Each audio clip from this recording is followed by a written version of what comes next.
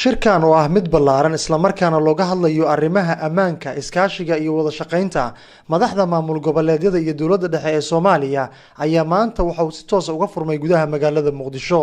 Shirka waxaa goobjoog ka ah madaxda maamul goboleedyada dalka, gudoomiyaha gobolka Banaadir, ra'iisul wasaaraha iyo madaxweynaha dowladda Soomaaliya.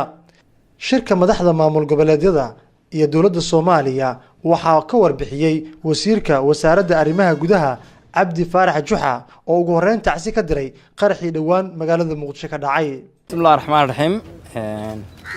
Marka ugu horeysa waxaan jeclahay inaan tacsi kaliya laaba u diro dadkii ku gooriyay qaraxii xalay ka dhacay hotel Naasa Hablood kuwii ku dhaawacmana waxaan u baryaynaa Ilaahay inuu caafimaad degdeg ah siiyo.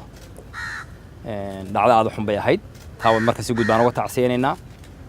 dad badan oo mas'uuliyiin oo qiimaha ku jiray anaga dad nala shaqeeya ku jiray oo wasiirka arrimaha gudaha oo Madoobe Nuuno qaali aha waa kamid aha laakiin dad badan oo kala ku jira marka tacsiin wax tirayna inta ka bacd waxaan rabaa inaan la wadaago in uu shirkii dawladda federaalka iyo dawlad goboleedyada ee la sugayay ee madaxweynuhu uu ku marti qaaday 28 bishan Oktoobar inuu ka dhaco magaalada Muqdisho uu saaka bilowday saaka ay wada quraacdeen wada hadalkiina odayaashii ay ku jiraan lagana wada hadlayo daamuraha waaweyn dalka yaalo ay kamid tahay arinta amniga oo hadda emergency inoo ah dalka taala iyo waxyaalihii kale oo taagnaa hadii alla idmo hadba wixii ka soo kordhana waa idin la soo socodsiin doonaa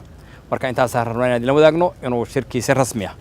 aw saaka uu bilowday waa mahadsantii shirkan ayaa wuxuu imaanayaa xilli maalmihii ugu dambeeyay mugdi iyo madmadow uu ku dhex jiray madaxda maamul goboleedyada iyo dowladda Soomaaliya. Abdi Cays Abdullaahi Riyali, Somali Cable, Muqdisho.